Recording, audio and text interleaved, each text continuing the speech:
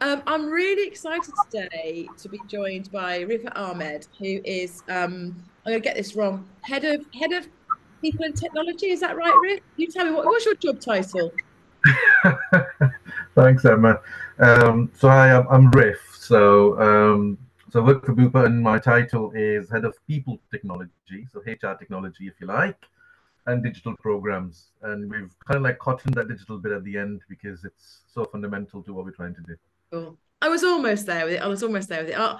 I will let you explain to our listeners shortly what it that involves. But Riff and I first met a few years ago when we judged the EX Awards together, and even back then was really interested to hear about the work that Riff does because I think it's fair to say. I mean, you'll obviously do a bit more of a about yourself in a sec, Riff, but you're not from a kind of a traditional people background, which I think makes this really interesting because you've got a very different way of looking at the whole field of employee experience. And I think, we probably need more people like you in the field actually, because you have such a unique and refreshing way of approaching employee experience, which I found really interesting talking to you over the years since we first met. Riff and I have also been kind of helping with the advisory board of the EX Awards as well. But I saw Riff a few months ago now do a presentation at a conference, and I was like, Riff, you've got to come and speak to our followers and our listeners because it really blew me away actually, and it was.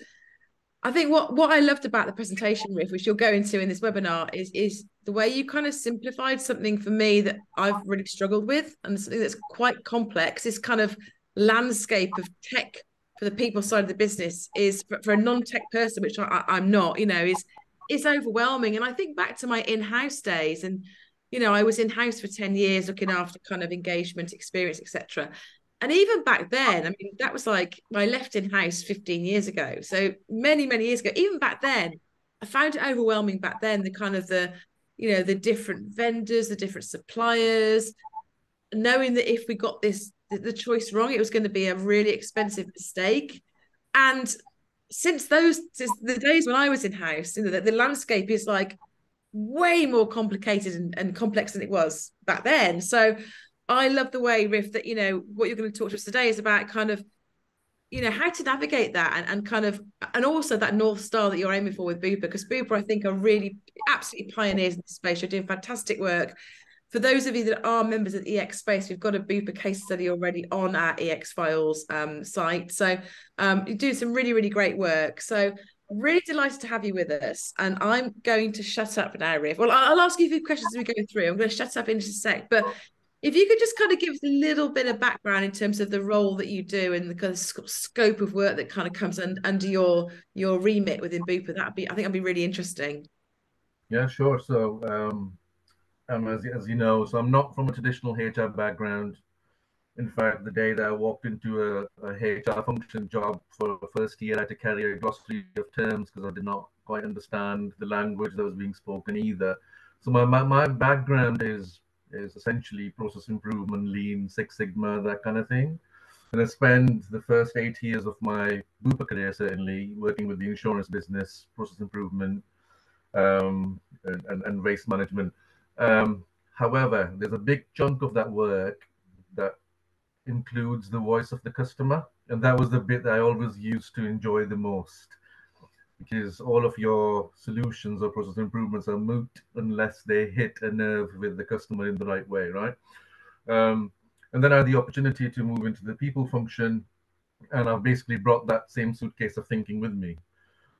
In here at Bupa, I'm responsible for looking after our end-to-end HR technology service. So that includes obviously looking after the platforms, but also the service that we give through those platforms. I look after all of the knowledge management as well because technology is so fundamentally interlinked with what guidance and how we ask people to perform certain tasks. And then there's a big agenda around digitization and lifting the employee experience as a whole. So that in recent months, and I reckon about 8 to 9 months, or certainly throughout 2023, the focus has shifted from looking at core technology offerings to how do you wrap them, like you say, with a bow, so that everybody understands and interacts with the technology in the right way. You shouldn't ever be intimidated by a technological ask. You should be able to ally yourself with it and embrace. So that's kind of like the cultural stuff you're doing. And for my sins, wherever I go, I certainly seem to have a team of data people, which I still have in the HR function. And that I think is quite crucial because, again, from the listening perspective, looking at data and insights plugged into how we make decisions for technology employee experience is so fundamental. Yeah, thanks for that intro. I think that's really, it's a couple of really interesting points there. I think where we're seeing kind of a much more kind of mature approach, I guess, to EX is exactly as you described, where there are all these different disciplines and expertise being brought in together. So yes, of course, you're always going to need people with the kind of the core people expertise, but you do need data scientists. You do need people that get the technological landscape, the digital landscape, and can navigate all of that. And like you say, within Bupa, you're really kind of bringing in the right people to ensure you have the best outcomes. So I think it's really fascinating and, absolutely the way to go. So I know you've got some space to share with us. You've got a lovely case study. So I'll hand the floor over to you, Riff. And what we'll do is I'll keep an eye on questions. If there's Yeah. anything that comes up as we go through, and I think it's pertinent to interrupt you, I might just stick my hand up or interrupt you. But what I'll try and do is probably save the questions till the end. I'm sure we'll have, I know I've got questions already, and I'm sure we'll have lots of questions from the floor as well. So hand over to you, Riff, to talk us through great work you're doing at Bupa. Well, let's overcome the first technological hurdle. So I'm going to press the share button, and I'm hoping that this is going to work. So let me know if you guys can see a presentation in presentation mode. Yep, it's there. Right, so that's the first hurdle done. So thank you, first of all, for the opportunity to talk to all you guys here in this space. And I've labeled this piece of work, as I labeled it for the conference, our journey or our ongoing journey towards a consumer-grade people experience. That's what we're aiming for. And that's fundamentally now stitched into Bupa's strategy, where an employee experience is expected to be as good as what we expect for our customers. Because recently, as the employee experience theory has evolved, it's becoming much more fundamental as a line of revenue and as a line of attraction if your employee experience is spot on, because that certainly intrinsically helps with your customer experience to continue to grow, right? So that's kind of like our ambition and what we're trying to do. For those of you, I'm hoping most of you do know Bupa. For those of you that probably don't know to the element or to the extent that I want to talk to you about, I'll get a quick intro to Bupa itself and why is it that, what is it about people that makes it so special? I'm going to talk about all of our research around what makes the consumer grade experience and our definition of it and where we've landed with it. I'm going to talk to you about a bit of honesty and why we're not yet hitting the grade consistently across the whole patch.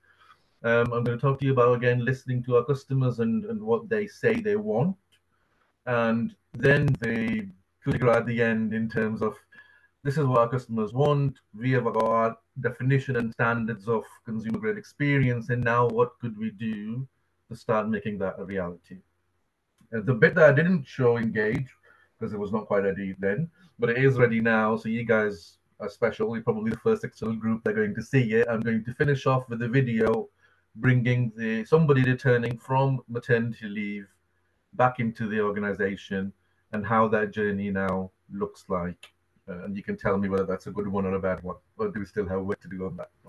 That's kind of like the agenda. Probably take between 25 to 30 minutes, and then, yeah, absolutely happy to answer any questions that are there. Right, so Bupa, global healthcare organization, just over 8,000 people working worldwide, 29 countries, 60 odd languages. So a real diverse mix, healthcare, a range of healthcare options, insurance, dental care, aged care, clinical care, hospitals, and so on. Um, it's really good to understand the makeup of Bupa's employees in the sense that we're not all office based. We have gardeners and chefs and spa managers that don't really have a digital identity, right? So they don't have computers to log on to. And then we have clinical provision that where people probably log on once a day, if at that, because they're busy running around saving lives. And then you have the likes of us, the office-based people, and fixed desk staff. So it's a real mix. So what that means is that we have a real challenge whenever we talk about employee experience, because we have to obviously make it right for everybody rather than a subset of the employee base. Bupa's purpose is helping people live longer, healthier, happier lives, making a better world. So elements of sustainability and ESG. The current mission to 2028 is to become the most customer-centric healthcare company in the world. And that's the hook that we have, because to make it customer-centric, we have to have the best people. And we have to have the best people and those people to have the greatest experiences that we can give them and free them from the chains of administration and poor experiences so they can focus on being the most customer-centric healthcare company. Yeah. Bupa has 3 ambition KPIs. We want our 40% of our customer care touchpoints to be owned by Bupa. So when people interact with us, 40% of the time they should be working with an entity that is directly owned by Bupa. 60% of us should interact with us digitally, and we want to have an 80 as our net promoter score for customer loyalty. We're getting quite close to that 80, which is great news. So, in terms of Bupa's action, what we have then as a people function or our internal employee experience strategy. So this is my strategy, the one I hold the department to account for, or am I accountable to my seniors for, is to provide a market-leading digital experience for our people, enabling them to connect with each other and interact effortlessly. Uh, some of the pillars in that is active listening, and I'll talk to you a bit more about what that active listening looks like. A continuous improvement culture at every single step. Everybody is steeped in that way of thinking, and human-centered design. So build it for the people that you're building it for. Don't build it for yourself, right? And that's kind of like the way we approach our work. So following on from that, then what makes the consumer great experience, or where we have landed with it. So we did reams and reams of reading on this. We worked with the big fours and a bunch of other consultants and so on and so forth. So it's a good solid 5 to 6 months of work. And then obviously internally when we were workshopping to bring all of that together, we actually hit an epiphany in halfway through and actually realized that among all of the big words that were being thrown out there, fundamentally, a consumer grade experience is not that difficult to conceptualize. And we started breaking that down into that kind of thinking. So as far as we're concerned, it's simple to start off with. Your processes are really easy to follow. Minimum amount of steps from getting from A to B. It looks really good. And in this day and age of digital glamour, users must feel comfortable and attracted and have confidence in the product. And we recognize that for most organizations which claim to have great experience, this looking good and being visually engaging and appealing improves the confidence of your consumers of that particular process or system. So yeah, looking good in this instance is quite important. It's intuitive. So can you get somebody to execute on technology without having to teach them how to do it? Apple-esque experiences, if you like, or Amazon experiences, if you like. There's no user guide out there that tells you how to shop on Amazon. There's no user guide that's there when you first pick up an iPhone, for example, or an iPad, right? The steps are intuitive in their design so that you can execute without big guides, whether on paper or digitally. And I say this we're from a place where up to 2 years ago, there was a chunk on our knowledge management systems which had 153 guides on how to do various steps on our systems. So if you have to have 153 guides, there's something fundamentally wrong in the way you're designing that product, right? So no guides. That's the thing. If somebody says, we need to build a guide," that's a curse word. I don't want to hear it. Make it simple, make it intuitive, and then it's accessible. So available, independent of the device that you're using, independent of the time that you're using it at, independent to the clicks or to your background as an employee or what you want to get out of it. So independence and agnostic of all of those factors. You should be able to use it anywhere, anytime, and you should be able to do that without any loss of usability. So your experience shouldn't degrade based on any factor. Your experience should stay optimum throughout. So that's where we landed. That's our definition. That's on the boards everywhere. And whenever we do our design thinking, that's kind of like the stuff that we think about. Simple, looks good, intuitive, and it's accessible. So that's our definition. So we've got that here. We put it in the box on the side, and then we started. Okay, that's step one done. Now the second step is right. So what's happening today that's stopping us from claiming that user experience or employee experience? And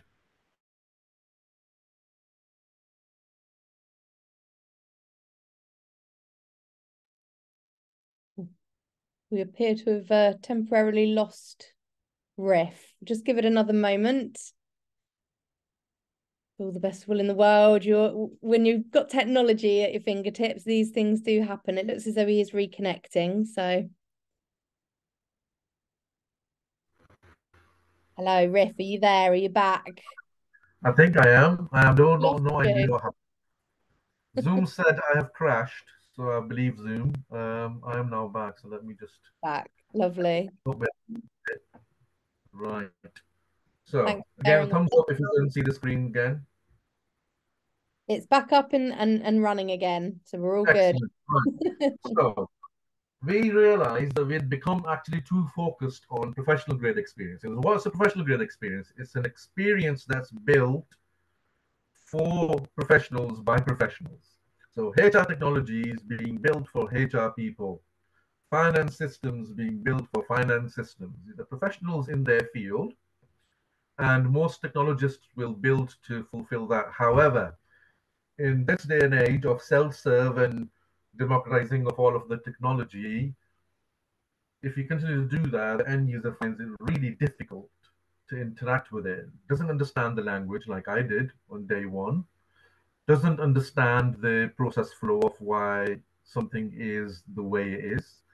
Doesn't understand why the number of steps are so crucial, so to speak, if they're important ones, and so on and so forth. So you immediately from day one, if you're creating professional grade experiences, turn people off.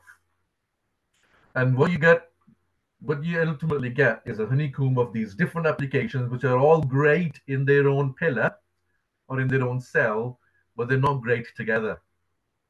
And that again is a point that's quite a learning point for us certainly, because we want to create the honeycomb to be interactive with each other, not siloed within their own cell. But certainly we've started from a point of space where these are all of our, so the right honeycomb is actually all of our people applications. Left honeycomb is what we call work applications. That's your Office, your Teams, your Power BI, and that kind of thing. There's a honeycomb over there, a small one, which is all isolated in its own right, and there's a honeycomb of people technologies, which are all isolated in their own right, within themselves and with each other. And so you end up interacting with technology in many, many, many different ways through many, many, many different interactions. I'll actually keep my example for later because it's a good one for the time. Let me do it. Let's see.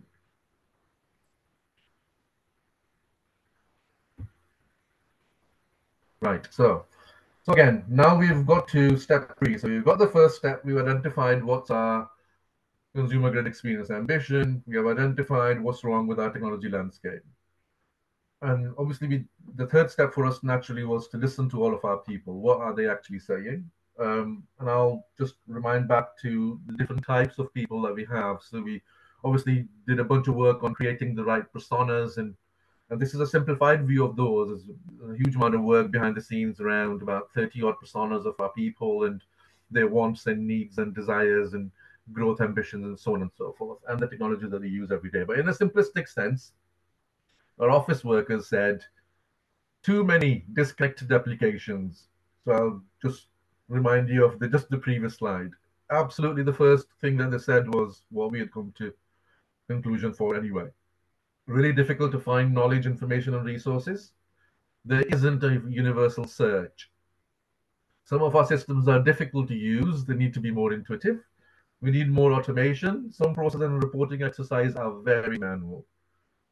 I cannot collaborate with people outside of my market unit. We need everyone on the same system. So all of the things that we were already thinking about is we didn't get any surprises, which was actually really good. And then our customer service staff, so our contact centers, receptionists, and so on and so forth, said too many disconnected applications. Have to log into multiple systems at the same time. And I've seen, and this is not a Bupa practice, but I've seen. Can you guys not see my screen? Not at the moment, no. Right. Try it again. Let me know if it comes back. Back? Got you. Yeah. So our customer service staff again said the same thing. Too many disconnected applications, multiple systems. And this is not a Bupa practice. The disclaimer.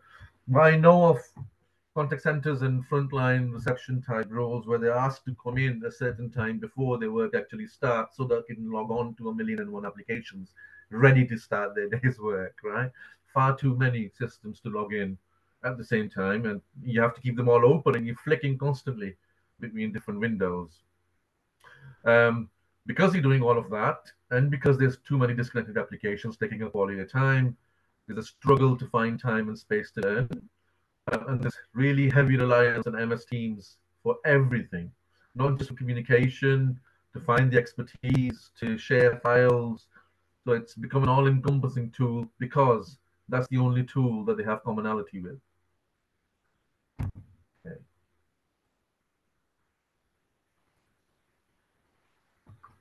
Then our healthcare workers, so that's all our clinical provision. First thing was exactly the same. Too many disconnected applications. Had to grab hold of IT. Struggled to find time in my email. This is what I want to give you the example. So Cromwell Hospital is a Bupa-owned hospital, bang in the middle of London, a really busy clinical space, right? And I recently joined the people function, and we're building a process for the Cromwell Hospital's nurses to execute. And no matter how hard we tried, a quarter down the line, 4 or 5 months down the line, people were just not engaging with that process. And so I was in London, so I hopped into the Cromwell, and I actually went to the floor of a really busy medical ward where this process was supposed to be executed. There was one monitor or one computer in the corner. There's 30 nurses running about, and we're expecting them to interact with that one computer about 5 times a day in that environment. So when you stand there and see the challenges of the people themselves, it acts as such a light bulb reflective moment, because you go away and start thinking, I know now why this doesn't work. But you could never bring that to life if Cromwell staff kept on saying we're really busy. So what we now started to do with that listening is we truly put ourselves in their shoes, and we have done some tests on some solutions where we actually challenge ourselves to say, well, how would 30 or 40 people do this if they are only using a computer 30 times a day, and they have to check their emails and they have to do other tasks? So you got to truly, it's really easy to say, get into the shoes of the customer and listen to their requirements, but actually stepping in there is the way to do it. Same thing in a care home. In the care home, there was a process to follow on people's personal mobile phones. These are gardeners, chefs, generally advanced age. That took 21 steps. And stand in a care home and to understand why these people are not following this kind of pathway of the solution. And you see them stood there looking at a phone, and these are not, like I say, these are not technologically advanced people in terms of their own technical quotient, right? And you're expecting them to interact with a 21-step process every other day. And this kind of stuff just simply doesn't work. So the listening to the customer, and the true listening, as I call it, is so fundamentally important. And we now involve these people into our testing group. So when we build anything, any experience-led element, we have people that are from those groups, so gardeners and chefs and spa managers and everybody else included in our testing groups. You tell us how we've built it.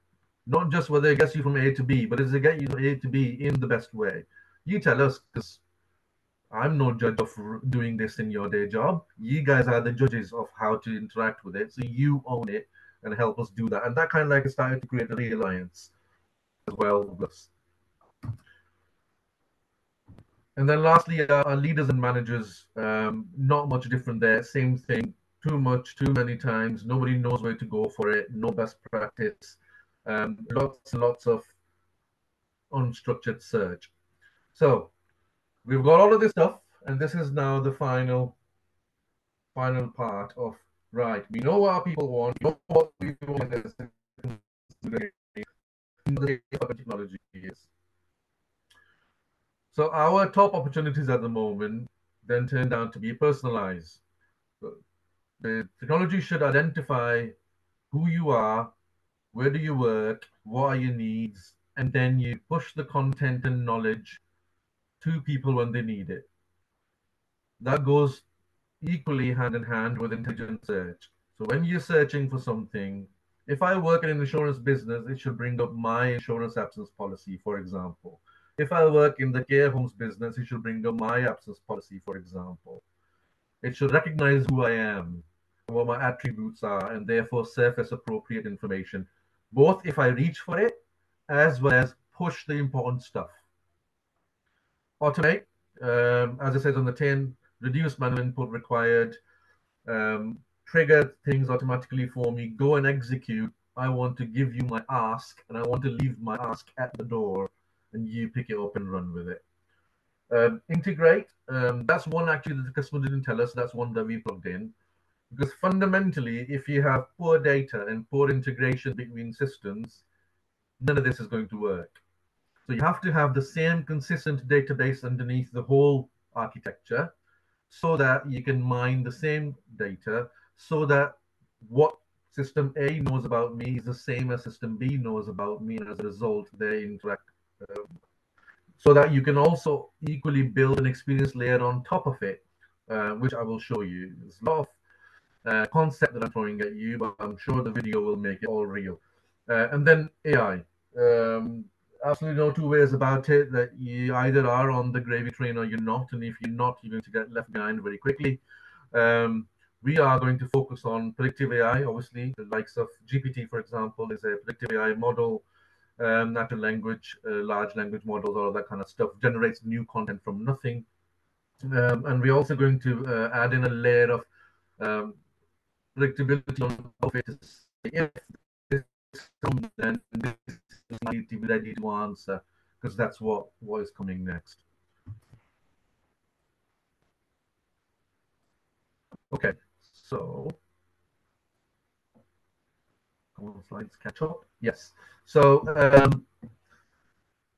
the other thing that we very clearly wanted to pitch to our senior leadership in terms of our changing strategy was AI is not just GPT, because most people synchronize the two together.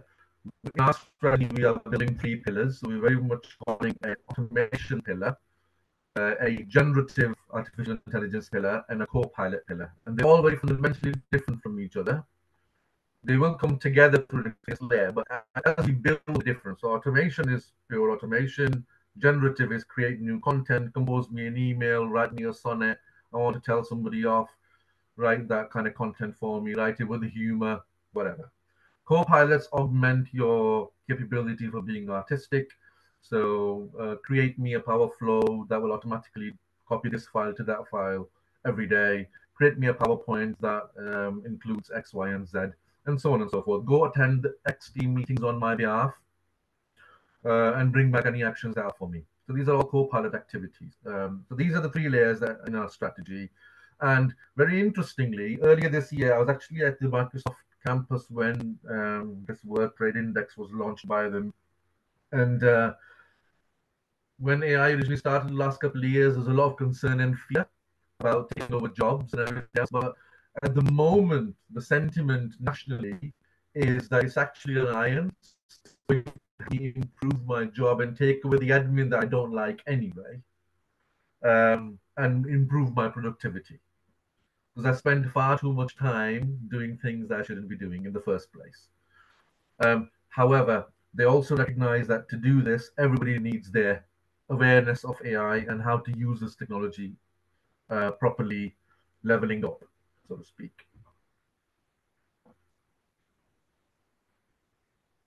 Okay, so bringing all these opportunities together, where we are structuring our technology is you have the entry point, which is a single point where you enter the experience. So somebody might do it through WhatsApp, somebody might do it through a Teams app, somebody might do it through accessing a service management portal, somebody might read an article and then enter the entry point from there. Wherever you're at entering the entry point, if you like, wherever you're entering the shop from, whichever door, it's the same experience. It's the same technology underneath, which means that your first interaction, no matter which door you entered from, is exactly the same. When you entered through the entry point, then what our users find is an experience layer. I never leave that actually. So, like I said, leave your problems at our door or at technology's door. So, if somebody wants to know how much leave they've got left, they've entered to an A entry point. So they might ask a virtual agent on Teams, or they might send Bupa a WhatsApp and say, how much leave do I got left in the year? That is the only question. It doesn't give them in a response a link that tells them to say, go look over there and then calculate from the days taken minus days left and then look at your balance over there. And if you're calculating after April, then you may start needing to consider your next year's balances. None of that business. It'll either give them the answer based on specificity of the request or ask a few prompting questions to gather relevant data and give them the answer. You never leave it. Or it'll go and execute. So after knowing how much balance they got left, they may say, can you book me a day's leave? And the technology will go and book them a day's leave. So our users stay in that dark shaded area. They never actually interact by design with the likes of Workday, which is our HR system, or with the likes of Docebo, which is our learning system, or with the likes of Experian to do their DBSs and right to work checks, etc., etc. All of that is underlying technology. Our users live in the experience layer, and that's how we need to build all of our processes. So this is where we will probably land by the end of 2024. Which will be, so if you remember, I talked about the entry point. So our entry point is actually Teams and WorkVivo. So WorkVivo we use for knowledge management. So most people will start their journey from there because that's both communications, engagement, and knowledge. So most people will serve. Imagine that as Facebook for work. So they'll start their life from there anyway, right? And they may ask a question, but that's an entry point, or they may ask a question in Teams directly. Our experience layer that we're building at the moment is ServiceNow. So ServiceNow will either bring back an answer for them, or take the question away to execute somewhere, or execute a search for them, or push some content back at them, which is all customized and personalized. And all of that honeycomb that I referenced all the way earlier in the conversation stays in the background. That can stay as a honeycomb because we're not asking users to hop into each of those cells. The user is all the way in step one, right? And what we're also doing is wrapping it into a live chat model. So if you struggle, or if you've not got the right answer and you want to know more as a complicated query, then you just trip over into a live conversation. So you're not left hanging anywhere. All of these are wrapped into listening frameworks. Every time you ask the technology a question, the technology will ask you, did I answer it? Did I answer it completely? Did I execute on your behalf exactly as I should have done? And we read all of that feedback to continue to tweak, which is where the continuous improvement comes in. And then our 2025 ambition is there on the screen, as I call it. You basically, your entry point gets even further reduced. All you have is a line of work application. You're either in Outlook writing an email, reading an email. You're either in an Office application, PowerPoint or Word or Excel, or you're either in Teams, right? And that is it. That is the single entry point which we will use to build connect, learn, topics, insights. So start to build, you make use of that Microsoft architecture to use that as the experience layer. Dynamic and personalized dashboards, latest communications pushed out to you that are relevant to you, not like everything. Ability to engage with colleagues through that entry point. Personalized learning that's for you, and not just learning as discrete, but learning pathways as well. Um, your topics is all of your content topics and guidance on policies and processes and everything else. We're building a kind of like a Wikipedia model where subject matter experts can contribute to topics rather than, and that just amplifies the speed at which you can churn good content out. And insights, your reporting and dashboards. We have the ability now and will in future for somebody, if they need to, just ask how many people work for Bupa, and for that data point to just churn through the technology and come back out. Productivity metrics, how is people's working behaviors, how many of our workforce checks their emails in the morning, how many of them are delayed on meetings, and all of that kind of stuff that you can use for health and well-being and all the rest of their psychological safety and physical safety stuff. That's where we'll land. This is 2025. The previous slide was 2024. So we're well on our way to 2024 ambition, which I want to show you through this video. And hopefully you should be able to hear it.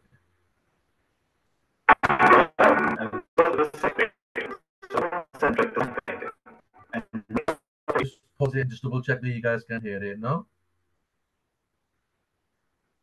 It's a little bit glitchy, Riff. I'm just wondering if is this available in the public domain or not, this video? Not entirely. Right. I mean, I can send it on if you Yeah. like. If we're able to, we've got a sort of ring fenced private kind of YouTube space. Katie, interrupt me if I'm getting this wrong. But we could host it on there for a short time. We could watch it on there if that works for you. Katie, feel free to absolutely with some ideas. Absolutely. What I might do is, it will kill all your machines if I pop in the chat. But again, listen to it at your leisure. This is actually what I've said in terms of somebody's coming back from long leave, maternity leave, and they will be interacting with our technology through the entry point. You will see how the technology takes over from there, and there's all of the jobs for them, i.e., activating their paths, resetting their learning, getting all the accesses that they needed, sorting, upgrading their technology because they've not been in the business and their laptop is out of kilter, all of that kind of stuff, and knowledge if they need it and ask for along the way. Just brings it to light of all of the words and concepts that I've given you today, basically. If you wanted to send it to me, I can see if I can have a background. We might be able to play it in a minute if you can sort of carry on, and I might be able to come back and play it separately. Yeah, no, I mean, let me send you the video because this was my last slide, so to speak. So give me a minute. I'll try to send you the video, Katie, and then answer any questions in the meanwhile. Bear with me. Thank you. So while Riff does that, if anyone has got any questions, there's so much amazing stuff in there. I mean, I bet so many people are sort of tapping on your shoulder to ask you questions and ask for advice and help. So if anyone that's listening in has any questions for Riff, now's a great time. Either pop them in the chat. You can put them in the main body of the chat, or you can private message the EX space, just changing the drop down. If you didn't want to ask it in public, then that's fine. We can ask that question for you.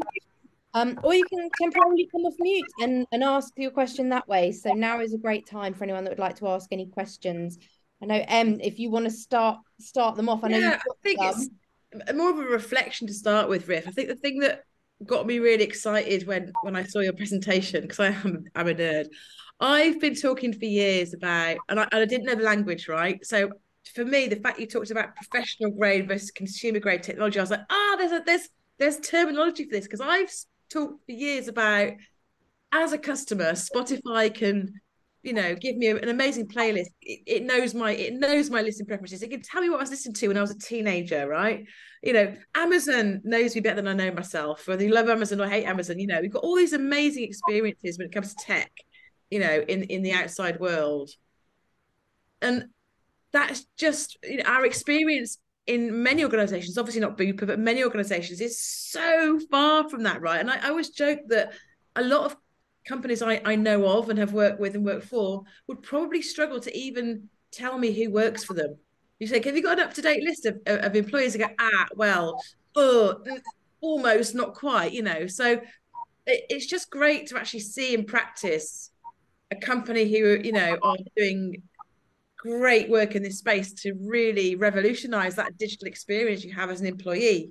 Because I think that's the next big kind of ask, isn't it? And we know a lot of the stuff you talked about for me is hygiene, but we know if you don't have hygiene, you don't have anything, right? You've got to get the basics right. Totally. Once you get the basics right, then you can do all the really exciting stuff around, the emotions and the motivations. But without the hygiene stuff, it's game over. So for me, that's what I loved about hearing your presentation. And I think the one of the key takeouts for me was that they just kind of was your ability to make something really complex very simple so people like me can understand it, was that experiential layer. It's like, okay, yeah, because I was thinking, well, you've got all these different apps and different tools and they're all over the place and it's a minefield and you got to switch between, you got 10 screens open and tabs open, and this idea of one entry point and experiential layer is like, so for me, those are my kind of key takeouts. No, great. I mean, look, so we spent from March till September, so a good 6 months worth of chunk getting the basics right. Yeah. And we wanted to do that. It's great because obviously the business wants to see, for want of a better word, the sexy stuff. They want to start to interact with it. They want to see the AI and the bot popping up over here and there and everywhere, right? But I keep on saying none of that works unless your basics and your hygiene is spot on and your interactivity between systems is right. You got to build the architecture in that way. So spend 6 months doing that, and now we are well in, because that kind of speeds up the bits that you do after as well. So now we're just about to launch the Bob, for want of a better word. That's what we're going to call it, Bupa Online Buddy. So Mr. Bob is just about to be launched, I think 6th of Jan. So we're very close to doing that. At the moment, we're testing them with all of these personas that I spoke about. So again, we want to do things, and we have our own ambition, but we want to also marry that up with the requirements and what makes it tick for the business people. That's fundamental. Otherwise, what's the point?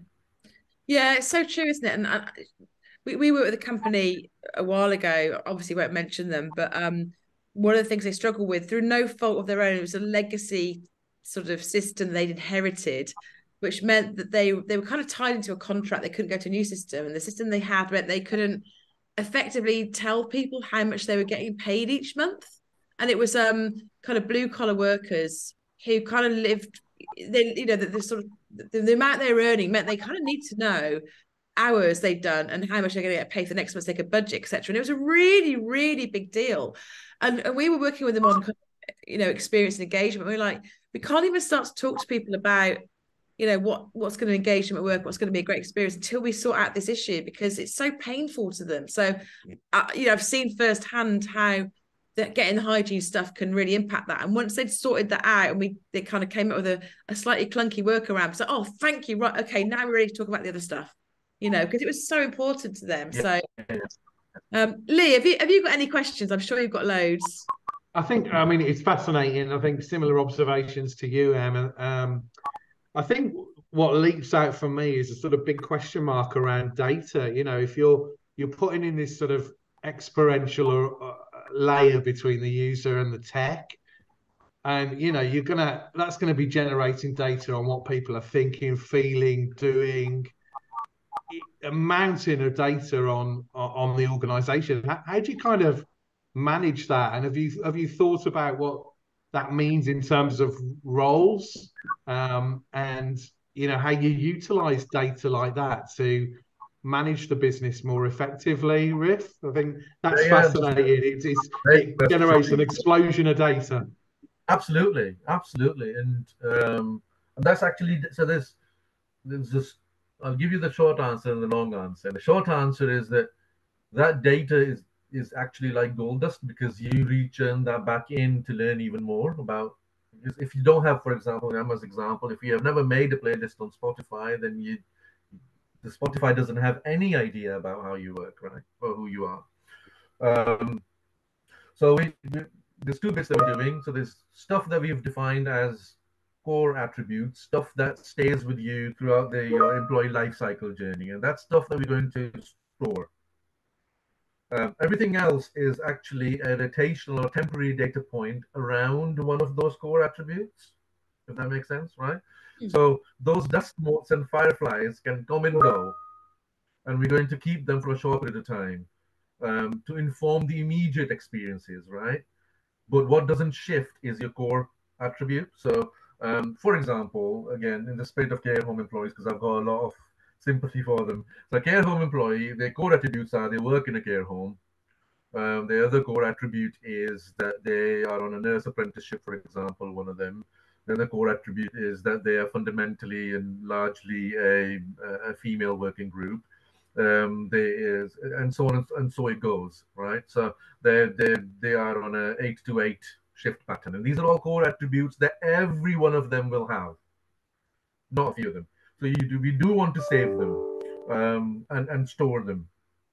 And then if they want to interact with the technology in terms of say, I don't know, taken on a learning course, then that actually is a temporary arrangement against those core attributes, and we're going to keep that data, who's now gone on to do that kind of learning course and benefited from it. So how many of them have now moved on to a new role as a result, which is another temporary insight, and so on. So we'll keep that for a duration of time and then let it drop, but continue to feed into our model. So model is double layered, so to speak, a core layer and then a temporary layer that feeds it but feeds it and goes.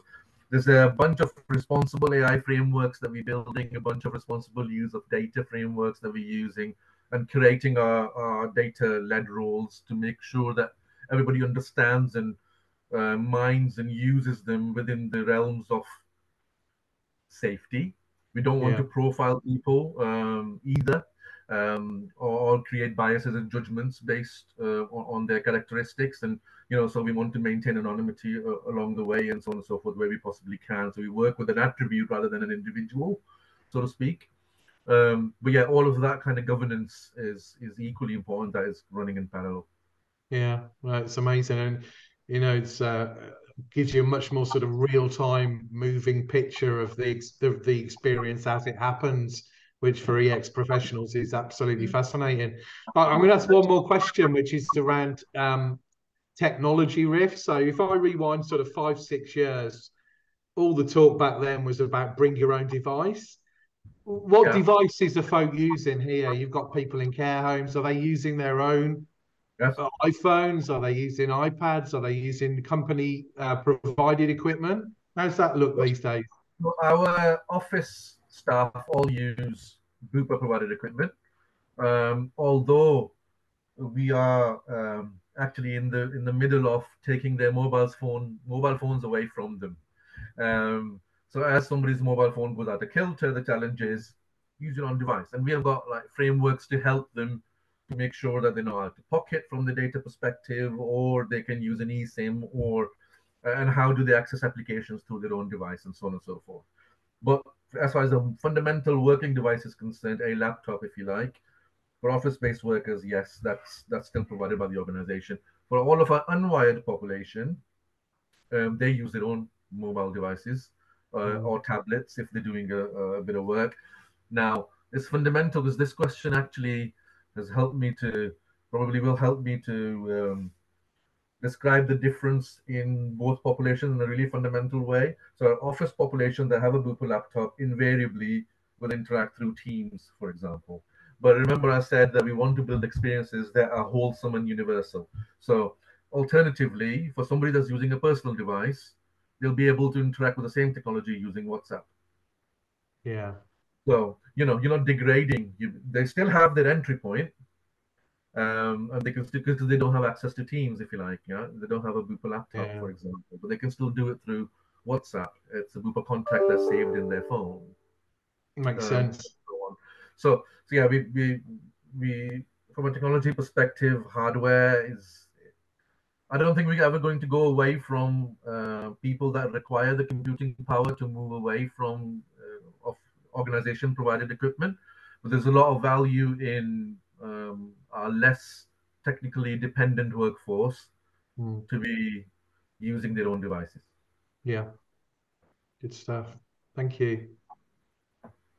Yeah, I think that's what again I found so interesting about this case study, Riff, is that, you know, very often those companies who are pioneering in the world of digital experience are your kind of classic knowledge workers, right? But obviously with you guys, as you said, you've got a really diverse population, which is why I think it's so exciting the what you're doing, because you have got people that are in your unwired group who are using their own devices, who are in care homes, people who traditionally would not have had kind of even been considered when you know teams are talking about digital experience. So they wouldn't even been on the radar. So that's why I think, you know, it's been really interesting hearing your case study that actually you don't have to just go down the obvious route of the sort of the knowledge workers out. You can think about these other types of workers you've got as well. So I think that was really exciting when I heard you talk about that. Yeah.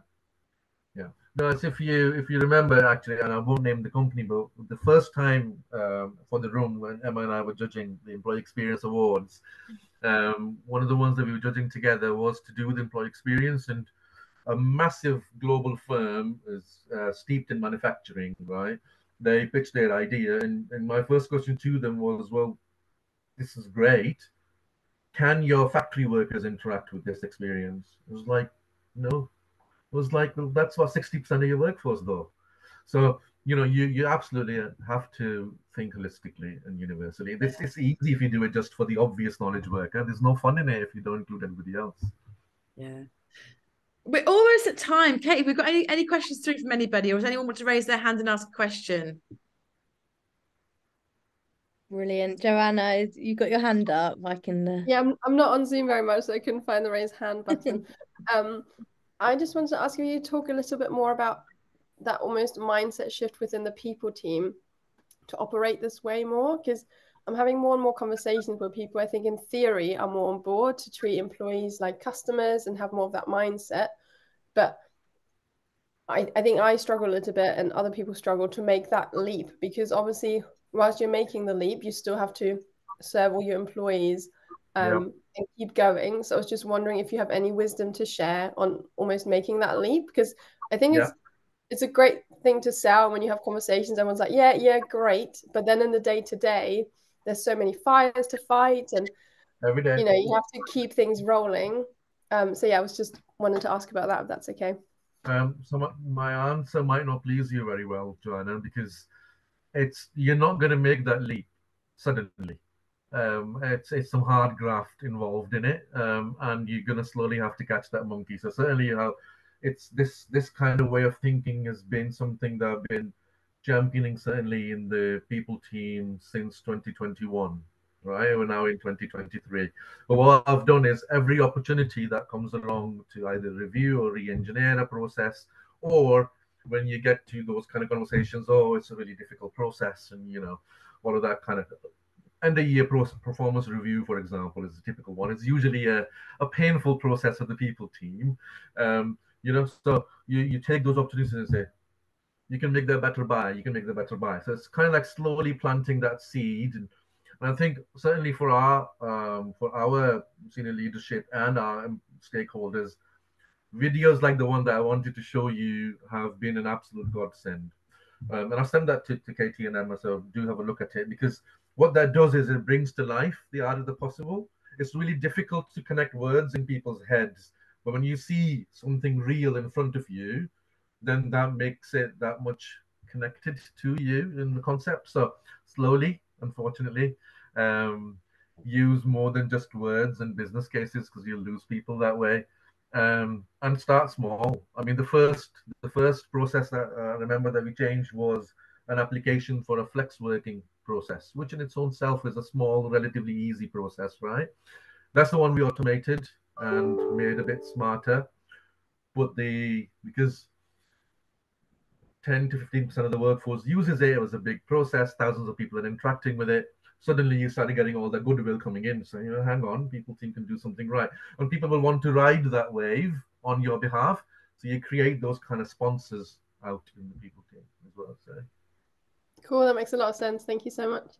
I wouldn't mind chipping in there as well, actually, Joanna. I think insight as well, I would add to that. If you do a formal kind of listening exercise or an EX or internal comms audit and talk to frontline people, from my experience, the number one thing that they're dissatisfied about is often the technology and how it knits together, how the whole experience around it. So almost like framing the pain that your ordinary employees are feeling every day, but because of the fact that this isn't knitted together properly and isn't working properly, that's got to be a big part of it for me as well. It's more than a hygiene factor. I mean, it's having the basic tools to do the job you need to do.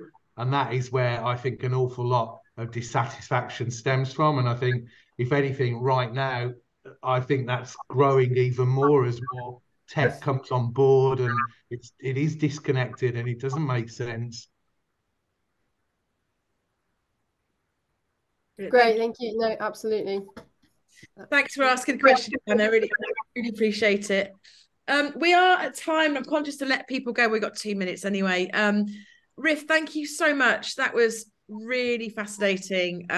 Just so much to think about and such rich content from you. So many great sort of thoughts and ideas in there. So thank you. Feel really privileged that we're able to get you on to do this. So really, really thank you so much for your time.